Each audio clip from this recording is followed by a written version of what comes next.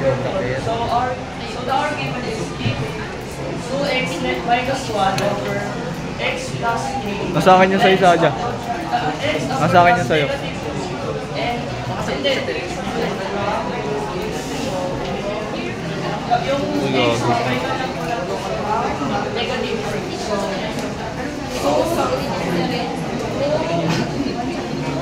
negative 2 over negative 2.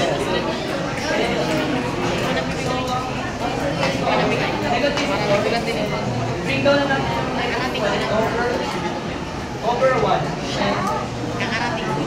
and the final negative and nawa natin answer ay negative 5 over 1 then pwede mo po natin subject sa negative 1 and pwede natin siya i-cancel so ang nakuha natin ay negative 5.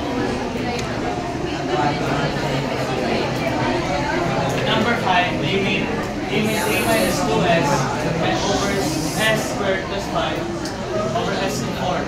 So, ginamit ko dito is rational function. No? So, limit s to 4, a minus 2, limit s to 4, s, and over limit s to 4, s squared plus 5. So, yung next lang is substitute na siya.